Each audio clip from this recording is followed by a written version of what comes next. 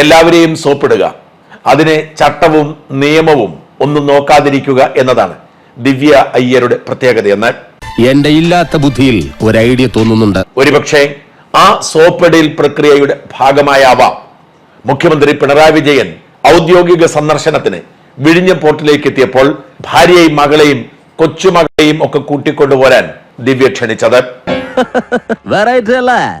ഭരണാധികാരികൾ വിദേശയാത്ര ചെയ്യുമ്പോൾ അവരുടെ ഭാര്യമാരെ കൊണ്ടുപോകുന്നത്, പാർട്ടി സമ്മേളനങ്ങളിൽ അവരുടെ ഭാര്യമാരെ എത്തിക്കുന്നതൊക്കെ നമ്മൾ കാണുന്നതാണ്. എന്നാൽ അതിന് ചില നിബന്ധനകളുണ്ട്. അവർ ഒരിക്കലും ഔദ്യോഗിക യോഗത്തിൽ പോയിരിക്കുകയോ ഔദ്യോഗിക തീരുമാനത്തിന്റെ ഭാഗമാവുകയോ ചെയ്യില്ല.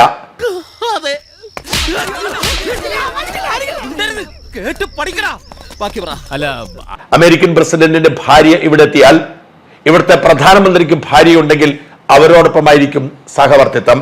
നമ്മുടെ പ്രധാനമന്ത്രിക്ക് ഭാര്യയില്ലാത്തത് കൊണ്ട് ഒരുപക്ഷെ താജ്മഹൽ കാണാൻ ഒറ്റയ്ക്കോ അല്ലെങ്കിൽ മറ്റാരുടെയെങ്കിലും സഹായത്തോടോ പോയെന്ന് വരാം. അല്ലാതെ മോദിയുമായുള്ള ചർച്ചയുടെ നടുവിൽ പോയി മലീന ട്രംപ് ഇരിക്കില്ല.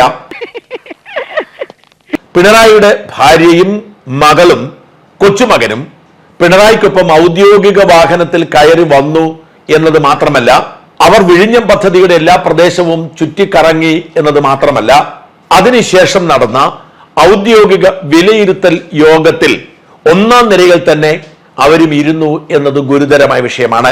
ഈ തെണ്ടി എന്തിനാ അവിടെ കയറിയിരിക്കണേ? അതാ ഞാനും ആലോചിക്കുന്നത്. ഇടിച്ചു മാറ്റവനെ. മന്ത്രി ശിവൻകുട്ടിയുണ്ട്, മന്ത്രി വി എൻ വാസവനുണ്ട്, വിഴിഞ്ഞൻ പോർട്ടിന്റെ MD ആയ ദിവ്യ അയ്യരുണ്ട്, മറ്റു പല ഉദ്യോഗസ്ഥരുമുണ്ട്. ആ യോഗത്തിൽ എന്തിനു വേണ്ടി മുഖ്യമന്ത്രിയുടെ മകളും മകളുടെ ആദ്യ വിവാഹത്തിലെ മകനും എത്തി എന്നത് ചോദ്യമാണ്. ഈ തെണ്ടികളൊക്കെ ആരാണ് ഇങ്ങോട്ട് ക്ഷണിച്ചത്? നീ ഏതാ നായേ?